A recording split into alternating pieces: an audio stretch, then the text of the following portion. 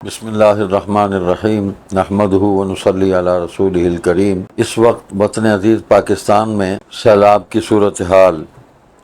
انتہائی تشویشناک ہے۔ پہلے صوبہ خیبر پختونخوا میں بونیر اور سوات اور دیگر علاقوں میں سیلاب کی وجہ سے بہت مالی اور جانی نقصان ہوا،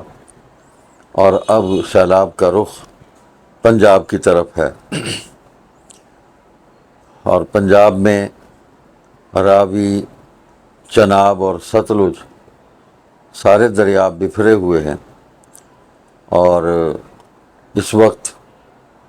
سیالکوٹ شہر اور ضلع کے مضافاتی علاقے جو ہیں سیلاب کی زد میں ہیں، اور بہت نقصان وہاں پر ہو چکا ہے۔ شہر میں پانی داخل ہو چکا ہے۔ اسی طرح چنیوٹ اور اس کے مضافات میں دریائے چناب کی وجہ سے وہاں سیلابی پانی مضافات میں، بستیوں میں داخل ہو چکا ہے۔ لوگ گھرے ہوئے ہیں، پریشان حال ہیں، مویشی ان کے ہلاک ہو گئے، اور فوری طور پر بعض جگہ امداد بھی نہیں پہنچ سکی، جس کی وجہ سے نقصان کا اندیشہ ہے۔ تو اس ہنگامی صورتحال میں علاقائی تنظیمیں امدادی کام میں مصروف ہیں، جہاں جہاں بھی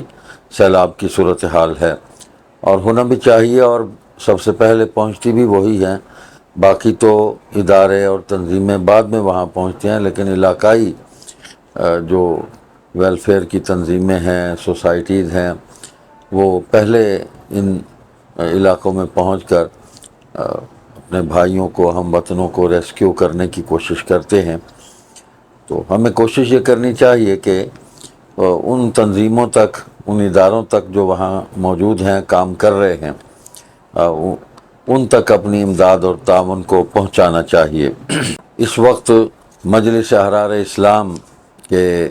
تمام کارکن جو ہیں، میں ان سے یہ اپیل کرتا ہوں کہ وہ مصیبت کی اس گھڑی میں اپنے ہم وطنوں کا ساتھ دیں، اور سیلابی علاقوں کے قریب جو ہمارے مراکز ہیں، ہمارے مدارس ہیں، ان کو خدمت خلق کے لیے وقف کریں، اور اپنے موبائل نمبر جو ہیں اپنے اداروں کے اور اپنے ذمہ داران کے، ان کو مشتہر کریں، اور لوگوں سے رابطہ کریں، اور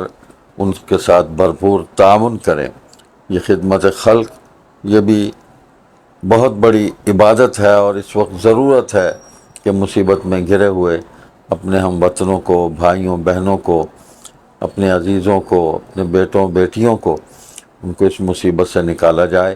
اور ان کے ساتھ تعاون اور امداد کا جو سلسلہ ہے اس کو جاری کیا جائے۔ تو چنیوٹ کے علاقے میں بھی ہمارے افراد موجود ہیں، رضاکار موجود ہیں، وہاں ہمارے مراکز موجود ہیں، اسی طرح سیالکوٹ میں حضرات موجود ہیں۔ تو ان کے نمبرز اور اداروں کے نام جو ہیں یہ مشتہر کر دیے جاتے ہیں، اور ہمارے دوست احباب جو ہیں ان سے رابطہ کر کے اور اس تعاون کے اور امدادی سرگرمیوں کو فروغ دیں، اور انسانیت کے خالص جذبے کے ساتھ اس خدمت میں اپنے آپ کو مصروف کر دیں۔ جزاکم اللہ تعالی احسن الجزا۔